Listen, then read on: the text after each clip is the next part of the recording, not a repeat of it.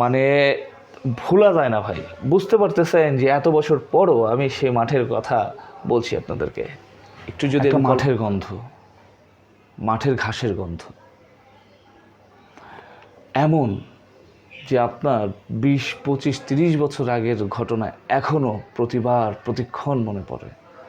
যখনই আপনি এমন কোনো মাঠের কথা চিন্তা করেন, সর্বপ্রথম আপনার সেই মাঠটার কথা চিন্তায় আসে, যে মাঠের মধ্যে আপনারা খেলতে যাইতেন, যে মাঠে অনেক স্মৃতি।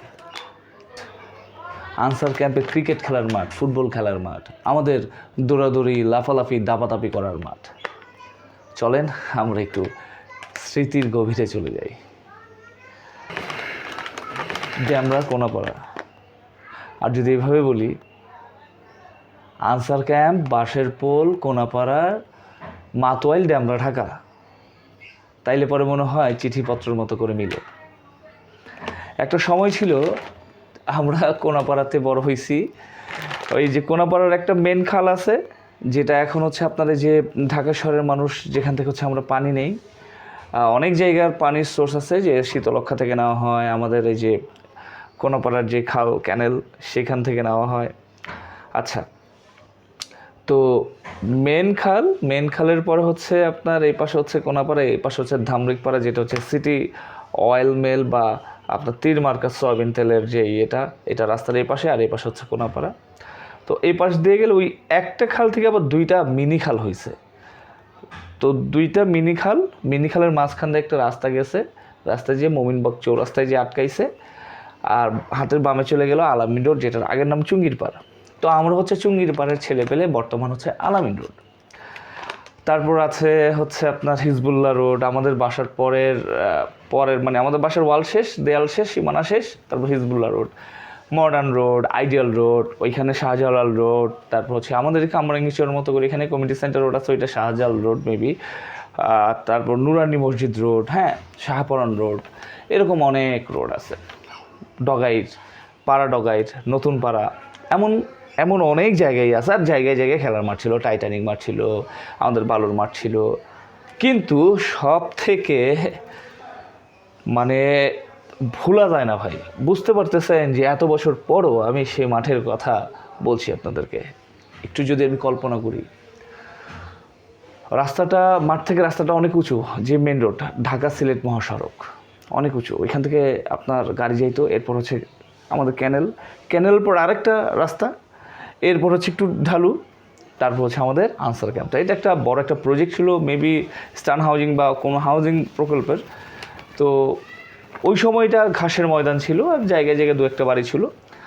আর এই মাঠের সবচেয়ে আপনার ইন্টারেস্টিং ব্যাপার হইল বা মোহনীয় ব্যাপার হইল, এটার এই পাশে কয়েকটা পুকুর ছিল, ওইখানে মাছ চাষ হইতো, আর কিছু আপনার নারিকেল গাছটা ছিল। আর এই পাশের পুকুর বললে ভুল হবে, দিঘি, বিশাল বিশাল, যার মানে বিশাল, সেখানে আমরা গোসল করতাম, দাপাদাপি করতাম। আরেকটা কথা বলি, আমি কিন্তু সাঁতার জানি না, তখনও জানতাম না, এখনও জানি না, কিন্তু সেই খালের মধ্যে ডোবাইতাম, সেই আমাদের দিঘির মধ্যে ডোবাইতাম। তো খেলতে যেতাম কেমনে? সবাই তো লেখাপড়ায় ব্যস্ত থাকতাম, তাই না? কয়েকজন বন্ধু ছিল তখন লেখাপড়া ছেড়েছিল, কাজকাম করতো। কিন্তু ওই শুক্রবার দিন যারা আমরা লেখাপড়া করতাম, ওরা এবং যারা কাজকাম করতো তারাও একসাথে হইতাম। হইয়া যদি সকালে যদি কোনো ম্যাচ থাকতো, ম্যাচ বলতে কি নিজেরা খেলতাম, 6 জন 6 জন, 5 জন 5 জন, 3 জন 3 জন, এরকম। অথবা এমন খেলতাম ওই যে 1 2 3 লিখে ব্যাট দিয়ে ধরে রাখতাম, যে যেটা হয়তো অত নাম্বার সিরিয়ালে হচ্ছে কি ব্যাটিং। তো আগে তো আমরা ব্যাটসম্যান বলতাম, এখন ব্যাটার বলা হয়। তো প্রথম ব্যাটসম্যান যাওয়ার পর দ্বিতীয় ব্যাটসম্যান, তৃতীয়, এরকম। আবার অনেক সময় টুর্নামেন্ট খেলতাম নিজেরা, এই পাড়া। তো ফিরে আসি আমাদের আনসার ক্যাম্পে। তো ভাই আমি বুঝাইতে পারবো না, ঘাসের ময়দান, জায়গায় জায়গায় পিচ, এখানে পোলাপান খেলতেছে, ওইখানে পোলাপান খেলতেছে, ওইখানে ক্রিকেট খেলতেছে, ওইখানে ফুটবল খেলতেছে, বিভিন্ন রকম। হ্যাঁ, মেয়েরা হচ্ছে আপনার কী বলে এটাকে, ওই যে রশি দিয়ে খেলে, হ্যাঁ, ওই দড়ি লাফ, এটা ওইটা খেলতেছে।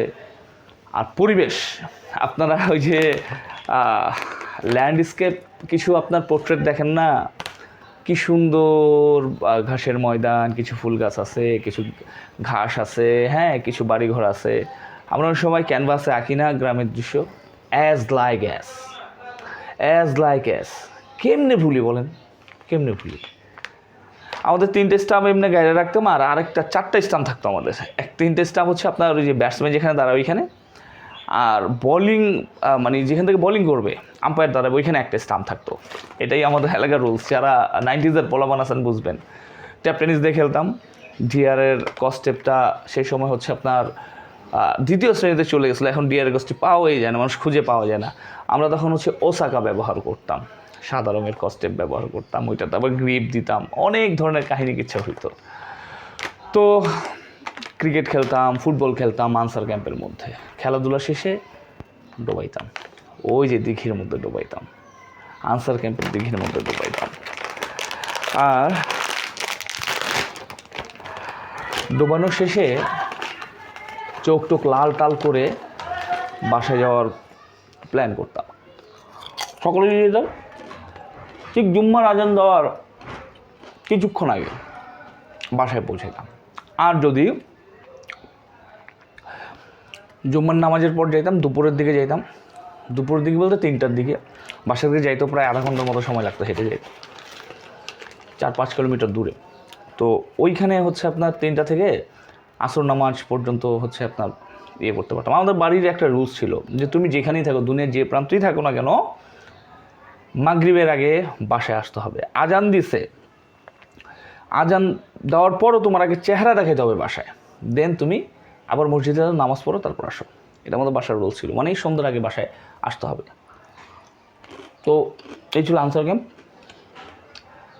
কোন এক কারণে কিছুদিন আগে আমি গেছিলাম, আমুলিয়াতে গেছিলাম, আমুলিয়া স্টাফ কোয়ার্টার। তো আনসার ক্যাম্পের একটু পরে হচ্ছে স্টাফ কোয়ার্টার। স্টাফ কোয়ার্টার হচ্ছে রাস্তার এপারে, আনসার ক্যাম্প এপারে। তবে আগের স্টেশন হচ্ছে আপনার আনসার ক্যাম্প, এর পরের স্টেশন হচ্ছে আপনার দিলা, স্টাফ কোয়ার্টার এগুলি।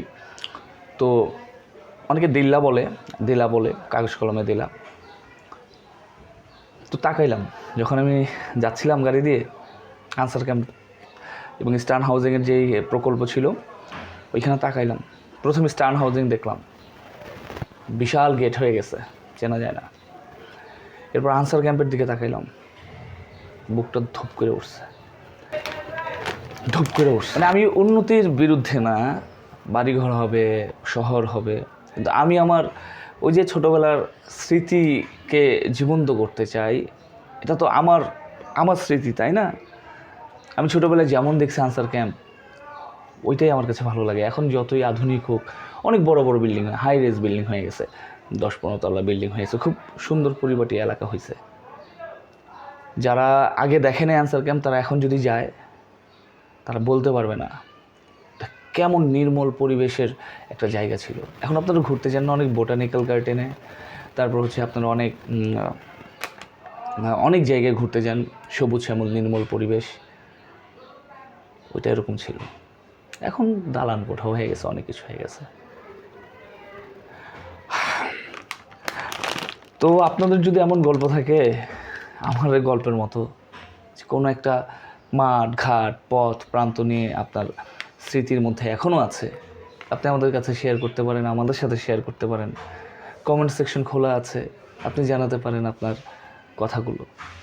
আর যারা তোমরা আনসার ক্যাম্পের এলাকার মধ্যে আসো, অথবা বাঁশের পোল, কাঠের পোল, কোনাপাড়া, ধার্মিক পাড়া, মানে যেটাকে আপনারা দামড়িপাড়া বলেন, স্টান হাউজিং অথবা আমলিয়া, তারপর আমাদের দেল্লা, বড়ভাঙা, সোজা কথা ড্যামরা এলাকার মানুষ, মাতোয়ালা এলাকার মানুষ যারা আসো, যদি এই ভিডিওটা যায় সাড়া দিও, ফ্রেন্ডসদেরকে মেনশন করো।